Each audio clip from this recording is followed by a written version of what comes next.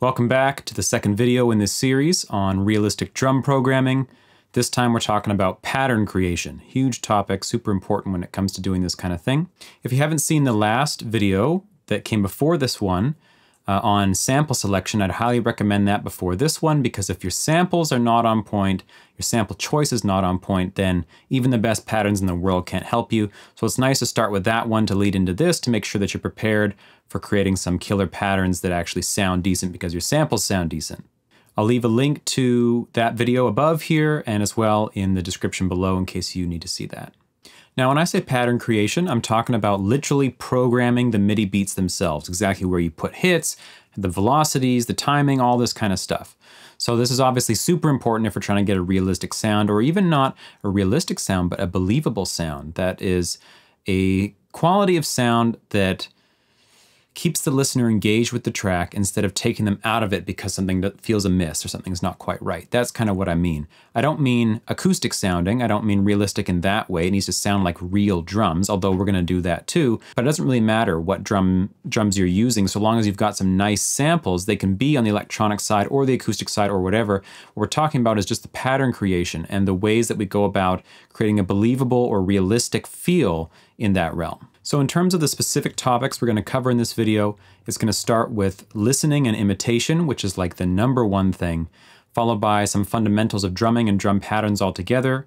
We're going to talk about velocity and subtlety, as well as variation and difference. And then in the future videos, we're going to go into some more depth on like timing and quantization, as well as mixing. And like I said, if you haven't seen that first video on sample selection, that's also essential to getting a realistic or authentic or believable, however you want to call it, kind of sound. All the main parts of this video are time-stamped in the description below, so you can always use that if you need to find a specific part, whether you want to do that right now or you want to watch the whole thing and go back and re-watch a certain part. That's a good way to go as well. So we're going to begin with what I believe is the most important point here, which is listening and imitation. And what I mean by that is listening to drummers, both isolated, like in drumming videos or whatever, and also in music, because these are the people who are obsessed with the thing. They're obsessed with drumming. That's their whole life. They know everything about it. They know all about the patterns, about the sounds, about the tuning, about the everything, right? So why would we go anywhere else? All the secrets, so to speak, are laid out in front of us, both to our ears when listening in regular music and also to our eyes when we watch drummers play. We get to see them, how their body posture is, what drums they hit, when they hit them, how they move. All this kind of stuff is so important in developing an authentic drum sound when we're programming drums on the computer. So my #1 tip is pretend to be a drummer. Pretend to be a beginner drummer. Literally playing a physical kit. We don't have to have a physical kit, of course. We're going to program stuff, but we're going to take on the mental disposition that we're learning drums. So what would you do? You're going to go on YouTube and you're going to watch some beginner drum videos. I'm not a drummer. I mean, I play a little bit, but not enough to make drum videos. So don't look on my channel. Go look somewhere else. Just search it up, beginning drum videos or whatever. Find a course on Udemy or anywhere like that and just watch. Be introduced to the drum set, all the different elements, what they sound like, what they do. Learn the most simple beats, the way that the drummers talk about them, why you put a thing there, how you hold your stick. No, you're not going to be holding sticks, of course, I understand that. But there is so much subtlety and nuance that goes on in the overall way of being of a drummer that we can take on, or at least we can understand. So when we go to make stuff on the computer, we can embody that. And when we embody that, our programming becomes more realistic because we understand why we're doing the things we do. How come they choose to hit that drum in that way at that time? Not just that they do, but the whole backstory, so to speak, as to why that decision gets made. So as you watch this kind of thing, you're going to want to either try, I mean, probably both is a good idea, try to literally drum with your hands and your feet just on your lap or your table or whatever, just to get a sense of it, and also program the beats that you're seeing them play. They'll break it down real slow, right? We're going to do that today too, but good to watch a real drummer do it. They're going to say, okay, the hi-hat's doing this, the snare's doing this. You just go and you just program it straight into your DAW. You grab the same tempo, you grab some similar drum sounds or whatever, it doesn't even have to be, but you program the same beat. To begin with, we're not thinking about the subtleties of timing as in like, we're going to be quantizing for now, but we're going to have another video on timing, which is unquantized, and how that kind of works and how to manipulate that. For now, all that matters is the patterns. So they can be quantized. Our patterns can be quantized. Of course, the drummer is playing freely. It's going to have a more natural sound to it, but that's fine. We're just learning. We're just taking on their sort of mindset about the basics of drumming. And now as you learn or program these beats, you would then want to understand, if you can, the general idea that they're going for with like some simple beats, and then you start making variations on them. There's so much to say on this topic, I can't like do it all in this video, but you probably get the idea, right? They show a simple beat and you understand the concepts they're trying to get across, and you say, okay, that's kind of like a rule set that they're outlining here. Hi-hat is this fast, snare hits here, kick hits here. And we say, okay, within this kind of playground, can we manipulate the elements? Can I add in a few hits? Can I remove a few hits? What happens if I put the snare here instead of here? All this stuff plays into learning as to why they set it up the way they did originally, and also how to iterate on it, making your own variations on the things, starting to get creative with your own programming. Apart from watching these beginner drum videos or whatever, is also listening to real music. That is the music that you love to hear, or even genres that you're not that familiar with that have some cool drumming in them. That's great to listen to as well. When we're listening for so many things. Of course, the pattern, the sounds, but also when do they do certain beats? They're using the ride at this time and not this time. They're using the hi-hat here. The hi-hat is open at this part of the song and not this part. They're dropping the snare out here, but they're leaving the kick in, or they're adding in some percussion, but they're removing the kick this time, or whatever. You know, there's so many things. It's not just exactly what the patterns are, but it's where the patterns are, because all of this stuff has to do with real music, meaning the drums are interfacing with all the other instruments. The pattern is informed most of the time by what the other instruments are doing, and vice versa.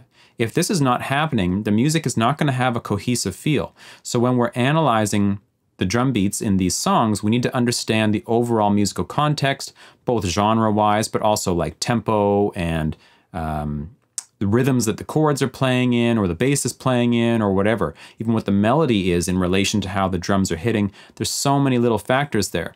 Just having an ear out for it to begin with is a great idea.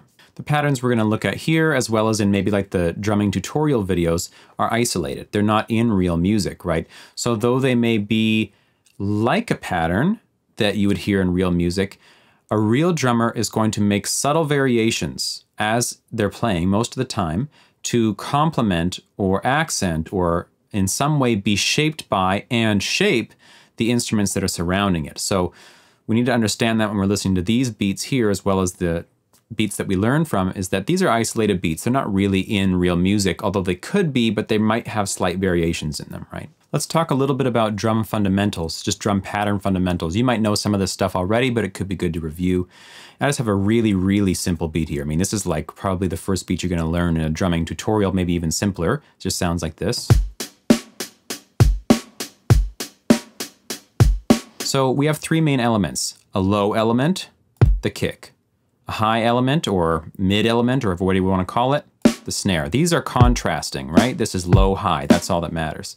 And then we have a timekeeping element. Now in this case, the timekeeping element is a hi-hat, so it's a high-pitched kind of metallic sound, but it's best to think of it as a symbol, not a symbol as in like a crash cymbal, but as in a symbol. It's symbolic. It is symbolic for keeping the time, and any element can do this. It doesn't have to be a hi-hat. It could be any of the different cymbals on the kit. It could be a tom, it could be a percussion element, it could be a shaker, it could be a whatever. We just have a steady element. That's the idea. We have a steady element that is pulsing at some subdivision, and then we have these contrasting low-high elements going back and forth. Although in a lot of music this is true, that we have this timekeeping element that is constant, there's some genres and even just certain songs in other genres where this doesn't happen, where you don't have a truly regular hi-hat pattern, like maybe in modern hip-hop, you get a lot of this kind of like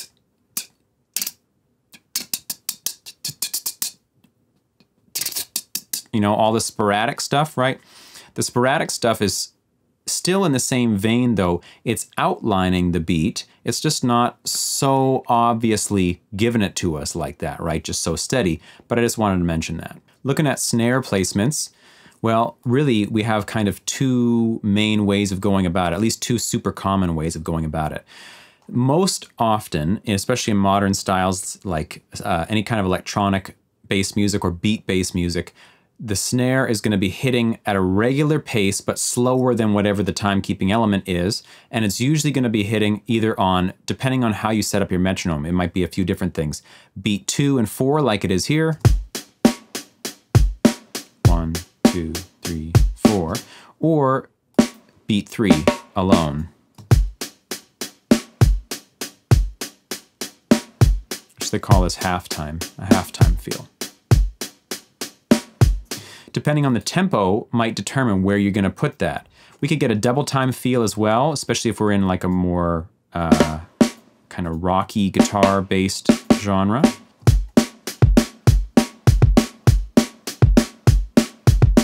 Right, that sort of thing. It's really actually the same idea. I'm just thinking of it at a double tempo now, right? It's still actually like on beats 2 and 4, but you would be counting the metronome at double speed, so there's not much else to think about there. It's the same sort of principle. All that being said, it's not all the time that we have just straight snare placements that are constant like that. We can do all sorts of things with them. And we're going to talk a lot about that shortly, but like these can hit before or after or not at all the first time,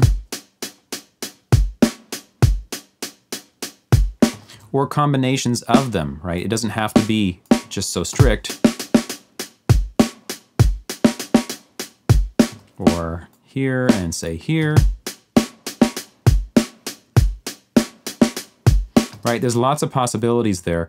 It just depends on the kind of music you're going for. And again, all of this has been informed just by listening. I just listened to a lot of drum beats and analyzing them just in a simple way, not even getting super tech about the analysis, just hearing them and thinking like, okay, oh, the snare comes early there. Oh, there's 3 snares there or whatever, right? There's all these different snare placements, and then there's ghost notes. We're going to talk about ghost notes shortly, so I'm not going to get into it right now, but suffice it to say, we'll get there. As for kick placements, if there's one thing that is close to certain, it's usually that the kick is hitting on the downbeat of the bar, or, you know, at least the start of a pattern. Like I could even remove this. Of course, there's always exceptions, right? There's so many times when this doesn't happen. The kick could not hit on the downbeat, it could just hit here. Or in certain genres, like in reggae, it hits on the snare. Right, there is other options, of course, but it's easy to start thinking about it as hitting on the downbeat, and the rest is up to us. There's so many different types of kick placements, and it has so much to do with the genre you're working in that I can't give any prescriptions, but what you do is you just start moving them around. You just try things, right? You just see what it sounds like. Or add one here, and maybe take this one away, and put this one here, and add this one here. Now move this one here, put this one here.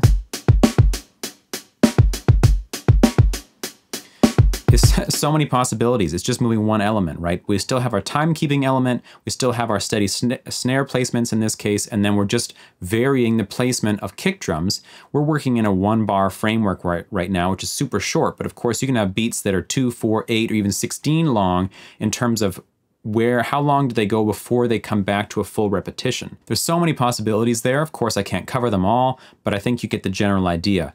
Usually, in the most basic, strict sense, you have the timekeeping element that is steady, a snare, which is also steady, but it's more spaced out, and then you have kicks that come at whatever pattern you want, and that pattern can repeat in 1-bar, 2-bar, 4-bar phrases, whatever, and that kind of is the main meat of a basic beat, you could say. Beyond these just 3 basic elements, we also have cymbals on the drum kit, of course, psh, psh, psh, right? Normally this is for what you would imagine, accenting things. Either the beginning of a bar, like at the start of a new section, psh, right? We can just throw one in here. It's kind of weird to have it every bar, but whatever.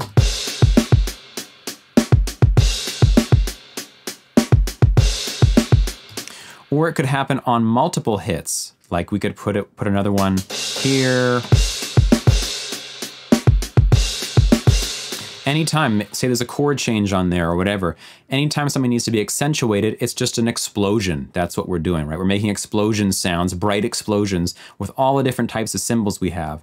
But the cymbals can also be used, like I said earlier, in place of the timekeeping element. You could switch up, for instance, this hi-hat to be a ride cymbal instead, like this, Let's just turn the velocity down. Or it could be a crash cymbal, or a splash cymbal, or a china, or whatever. It depends on what genre you're doing and how intense you want the thing to be, right? That timekeeping element can be swapped around many drums. It can even be swapped onto toms. All right, that's a common sound too. Lastly, we also have drum fills. And I'm actually going to do a separate video on drum fills in this series, so I'm not going to get into it in any depth right now. But suffice it to say that really a drum fill is just a breakdown of the beat, meaning like a disintegration of the beat in a certain way, so that it causes a kind of sense of chaos or whatever that comes together again at the start of the next bar. So you're coming to the end of a section and you're starting to hit drums more sporadically until the whole beat sort of breaks down into or whatever it is, and then boom, you're back into the next section, and we've kind of created a contrast. Togetherness, ooh, it's breaking apart, disruption and chaos, and it comes back together again, and it's super satisfying. One additional consideration when we're talking about drumming fundamentals is that you only got 4 limbs. And so when you're trying to program realistic beats, that is beats that are possible to be played, then you have this limitation of really 1, 2, 3, 4, my feet there, multiple elements at one time. However, you know, that could be a kick drum on one foot, a hi-hat pedal on the other foot, a snare on one hand, and a cymbal on another hand. So can you hit 2 cymbals and a snare at the same time?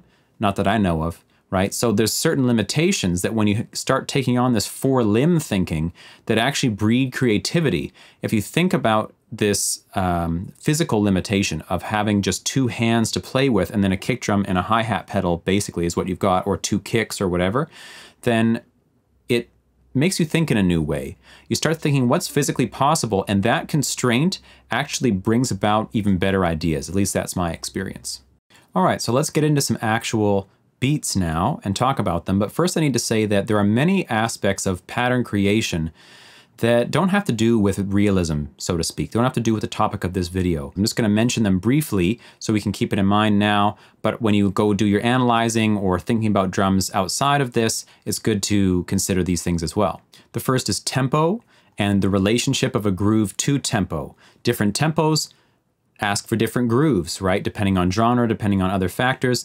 I'm not going to make the same groove at 77 beats per minute as I am at 120 as I am at 160. Of course not. Also depending upon the genre. So there's a thing that happens in music production where we get drum loops or MIDI loops or whatever, and we just start like shifting the tempo around. That can work within certain constraints, but oftentimes a beat is created, or we want to create a beat that meshes perfectly with the tempo, that is built for that tempo, built for that groove at that tempo. And it's often like changing the key on a melody or something. The melody was written in that key. Those moves were created for that key, so to speak, when it was first written. The person who was composing it, either consciously or unconsciously, was doing it in that framework. Likewise, we're building beats in the framework of a certain tempo, and they may not like to be shifted outside of it. It depends. Sometimes it works, of course. The next factor is straight versus swing rhythms. So versus. If you don't know about straight versus swing stuff, that's worth your time looking that up. Huge topic, of course, and there's so much that can be said about that. Maybe that's a video for another day. Subdivisions, meaning 16ths or 8ths or 32nds or triplets or whatever, and how to utilize subdivisions, where they are placed. How does that make your body respond? Do you bob your head in double time in line with the snare? You know, there's lots of different ways that subdivisions play into our physical experience of a drum beat, as we're going to see when we listen to these. A couple other factors might be the washiness or tightness of a beat. Is the thing kind of like open and cymbals and open hi-hats and kind of like spacious? Is it washy, or is it tight? Everything is compact. Closed hi-hats, short sounds, you know, kind of 16th note stuff, which plays into the other factor of techie versus sparse beats, meaning stuff that is very like technical, things that the rhythms are complex, they're close together, and it gives it this kind of like sort of feeling, right? Versus like a more lazy, relaxed feel where things are sparse, the hi-hats are hitting less, the kicks are hitting less. That's another main factor determining a kind of drum groove. So let's take a listen to this first beat.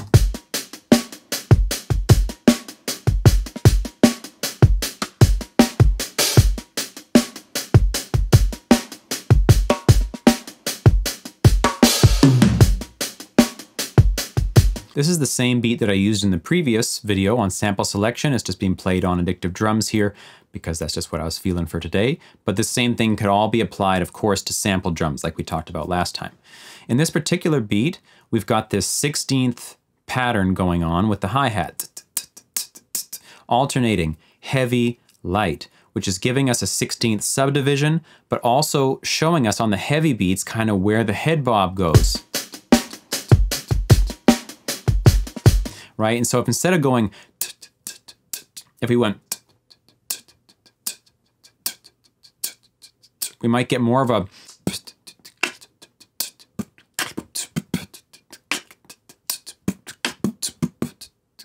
which would cause my head to maybe move at half the speed versus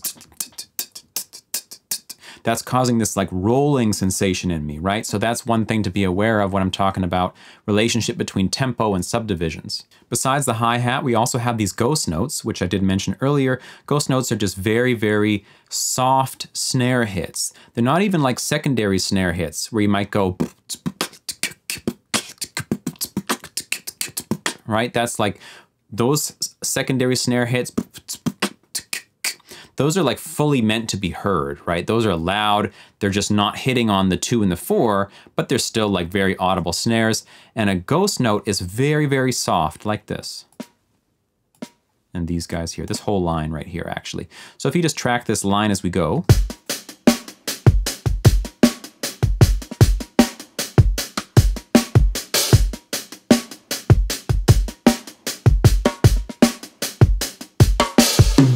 and I've got these triplet ones over here just for 1 second, right? Half a beat.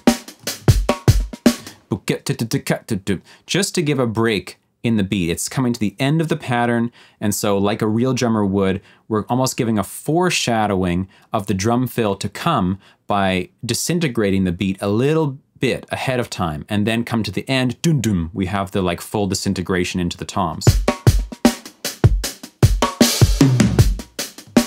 As I mentioned at the start, basically everything has to do with listening. How to know where to put ghost notes, how to know how to come up with this feel, how to know, you know, I'm not just gonna give you a whole bunch of like specific patterns you should use. That's not the point of the video. The point of the video is learning how to generate new patterns based off of listening. What are the important aspects of a drum pattern as far as realistic patterns go, and then how do we start to emulate that? So here we're just looking, we see, okay, we have a 16th note hi-hat pattern alternating heavy and soft. We've got ghost notes coming in that are hitting on certain beats. Which beats? The ones I felt like. How do I even know which ones I feel like? Just because I've listened to a lot of drum beats and watched a lot of drummers playing. I've watched tutorials on ghost notes, people doing it, showing patterns with it in it. After a while, it just becomes part of you, of course, and then you kind of get a feel. You know where to put it, where not to put it. So we're just touching on the velocity and subtlety topic here, so we can get into that a bit more. And really what this means is that in real life, nothing is going to get hit the same pressure twice. Even an amazing drummer, of course, is going to have slightly different pressures every time they hit a drum. And we can use this in 2 ways. We can use velocity difference in an overt, obvious, strong way to create groove, like we're doing with the hi-hat pattern. It's very clear. One hit is loud, one hit is soft, and it's creating the alternating accent flow. There's many other ways of doing that, like you could do it, you know, every 3 hits, right? So that's, again, a constant flow of one element being broken up by velocity differences to create a pattern of accents inside of it. This is something that happens all the time in real drumming and can often get missed in programmed drums because just it's easy to have everything be the same velocity. You click the note in and there it is, right? Everything just comes in. Likewise, we've got big velocity differences between snares and ghost note snares. Now here in my Addictive Drums sampler, it's using like, you know, recorded real drum samples.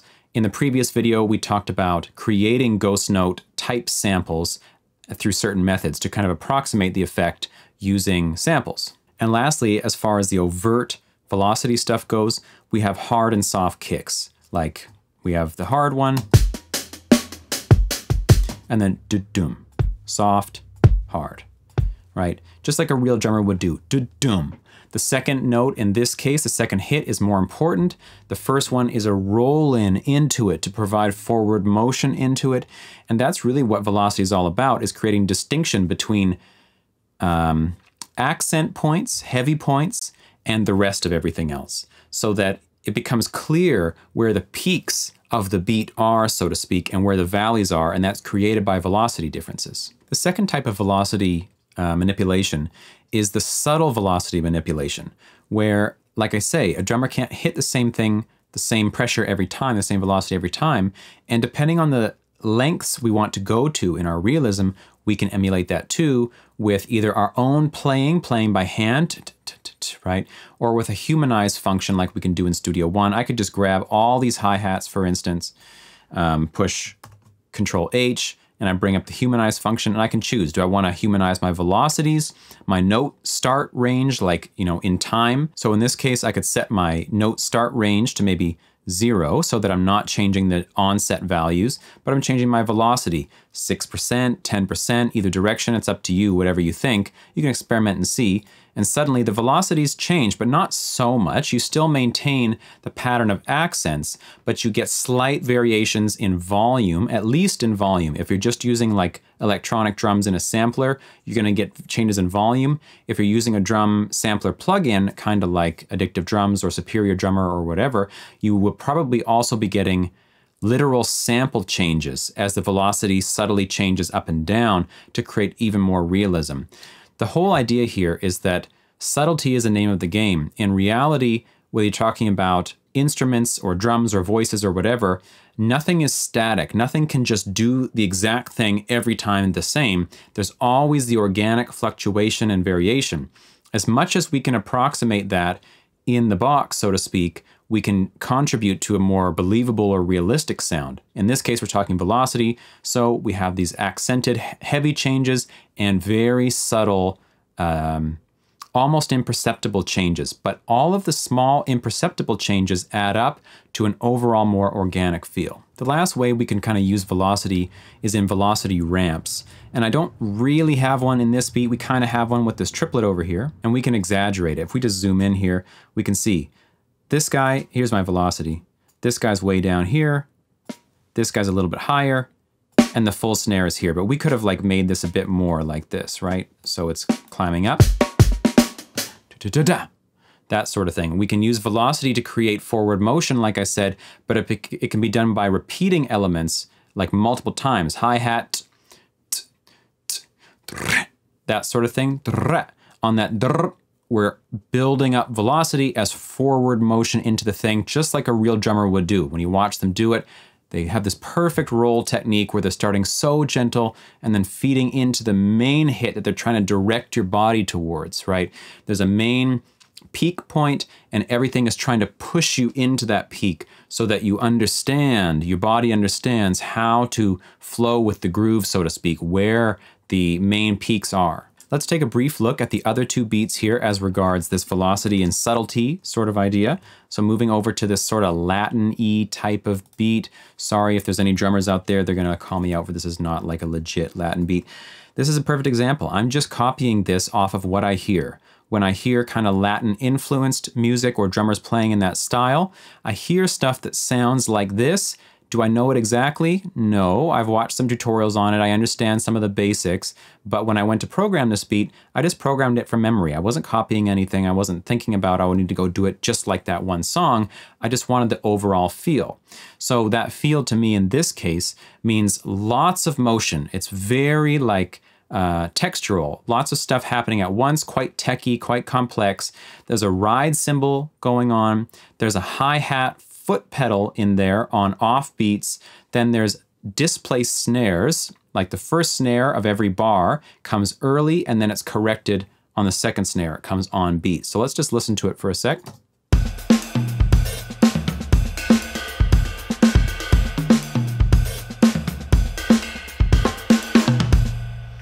Right, so I should also mention that I used the piano roll to program all my beats. I did mention that before in the previous video, but it's good to mention it again here because there's so much control you can have over velocity and timing and just so much stuff. I much prefer it now. I think doing it this sort of piano roll-y way is not so common these days, but for me, it's the only way. So let's just isolate some of these elements so we can talk about it. We have, first of all, the ride cymbal, and it's basically going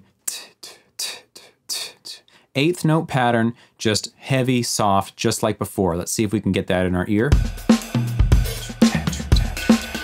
Changes there.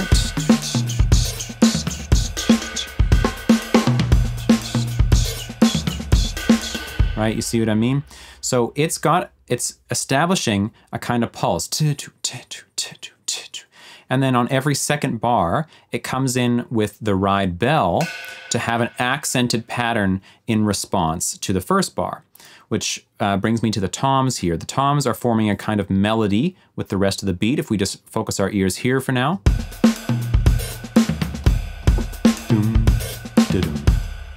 That's my first phrase. And then in the second phrase, there's no toms, but the ride bell has a response. Back to the toms, back to the bell. But a different response the second time.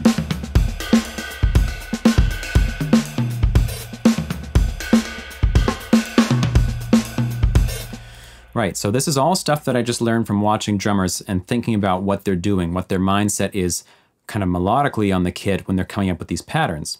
Now, as far as the velocity goes, the velocity pattern of hard, soft gets broken in every second bar to establish the ride bell accent, which kind of gives us this A-B feel, right? We have like one kind of constant feel established in the first bar, and then it's changed in the second bar for like a answer to it, you could say. Aside from that, we have the ghost notes in here again. Here they are on this E note down here. We can try to listen out for them. If you just, I'll just highlight them so you can see them, and let's give that a go.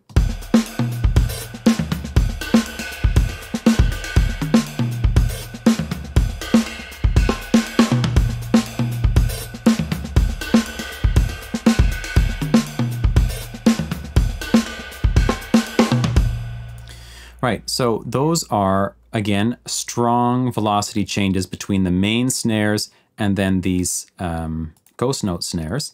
And like I said, the main snare alternates between 1/16 early and then on. Likewise, in the kick, we're coming on strong. So every half note, every 2 quarters, we're coming in with a kick, but every second time, we have a forward momentum creating softer one right before it. Boom. Ba-boom, boom, ba-boom, that sort of thing.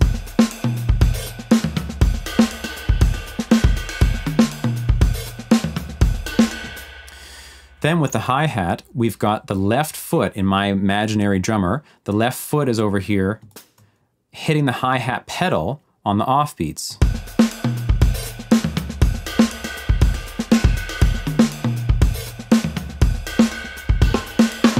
And then after every kind of second beat, not every one, but you see what I mean, there's an open hat being closed by the pedal. How is it possible? Well, the drummer's left hand at this moment is free. It's not hitting anything, so he can reach over there and grab that open hat, close it with his foot in the next moment, and you get that kind of like syncopated feel.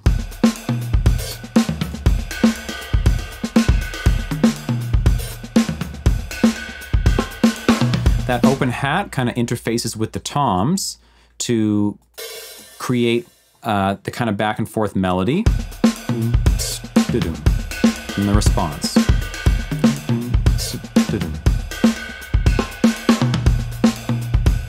So lots of velocity differences going on here. Nothing really, except maybe like these onsets of the heavy kicks have the same velocity. And I could go even further. That's just a choice I'm making in this kit, particularly in this beat. If I wanted to go for maximum realism, I wouldn't even have these be even. A lot of times though, in these kind of modern styles, punchiness is really important to us. And so it's nice to sometimes keep the punchiest element, maybe your snare, maybe your kick, maybe both, on a steady velocity so that it has a consistent feel to it, a consistent punch on those peak accents, right? In this case, they're on my every second quarter note with this, and the snare has sort of the same thing. Moving over to the third beat here, it's kind of a funky-ish thing. We're at 100 BPM. This is with samples.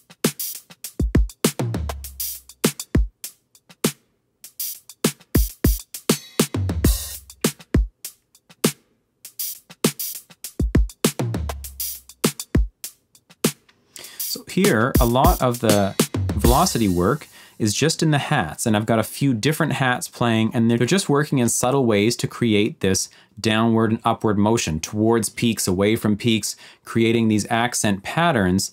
And I'm using different samples like we talked about in the previous video for different types of hits. Soft hits have a different sample from hard hits, and even within these different samples, the velocity is also changing each time the sample hits to create a more realistic volume variation overall. So I think you get the idea on velocity.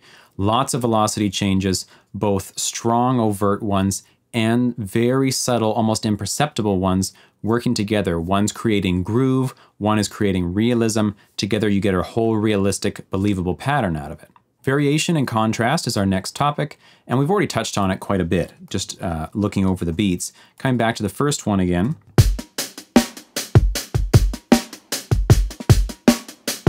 The concept is really simple. We establish a norm, and then we make variations to the norm, or break the norm. So the first bar establishes a kind of norm or pattern, and we expect to hear that again, probably subconsciously. But right away, we're given two differences.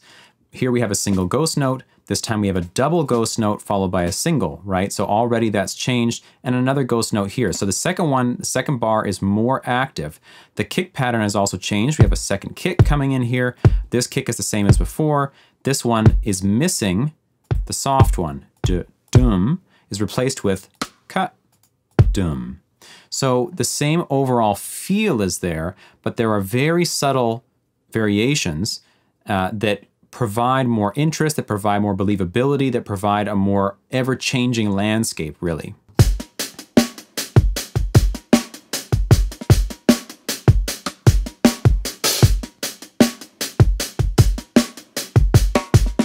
Coming into the second half of the beat, we repeat the first bar basically verbatim. This one is the same as this one, and so subconsciously we're already feeling, oh, okay, we get it, it's a 2-bar thing. We have the one, we got the one with the extra little bits. Oh, here's that first one again, I'm expecting the one with the extra little bits. And yeah, we get the extra little bits, but they're also changed, just subtly. So we don't get the same extra little bits. We still get an A-B pattern, but the B gets its changes put into it now, and that's where this triplet comes, where before there was just one hit.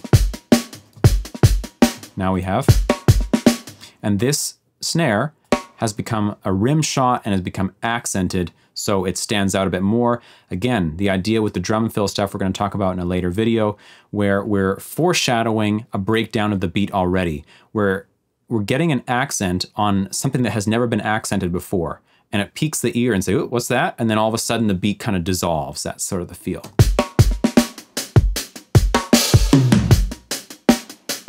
So really what we're talking about here is creating and breaking expectation, which is a very fundamental concept in my philosophy of music and composition altogether. It goes for anything: melodies, chords, bass lines, arrangements, entire songs, drum patterns, whatever. You want to establish spaces, you want to establish norms by doing a thing, repeating it, and then breaking it. It's such a simple concept, but it can go so far. There are so many ways to use this, but that's really what's going on. Even just one beat is already established, right? We're already hearing, oh, okay, there's a 16th note pattern. Not that anyone's going to be thinking that, of course, but subconsciously it creates an expectation that it will continue. How much do we want to play? How big is the expectation we create before we change it? This is all the kind of thinking that a real drummer is doing, whether that's conscious or subconscious. That's what they're exhibiting. When you listen to real beats, they are responding and changing and setting you up by doing things one time, not doing it the next, doing things one time, doing it again, but making a variation on it, all these little tricks. Back to the second beat, we already talked about some of this in terms of the changes here. We've got like our A section and our B section. Our A section again, but it's slightly different, so A.2, and our B section slightly different, B.2, you could say. The response, then we add a tom here. Different response. having a little conversation, right? This guy's talking, now this one's talking. Oh, he said that, I'm gonna say this now. Oh, he said that, I'm gonna say this. Oh, would. And at the end, it all just breaks apart again with a little fill there, right? It's just a short dissolve, but then it comes back together. And likewise in the third beat.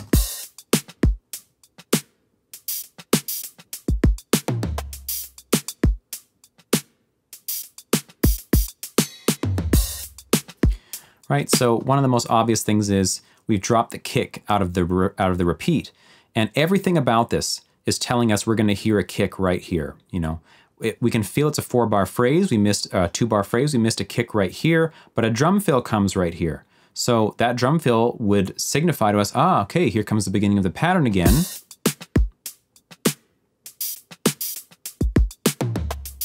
But it doesn't come. The kick doesn't come. The open hi-hat right at the beginning doesn't come. In fact, it comes offset by a 16th note and then is closed right away.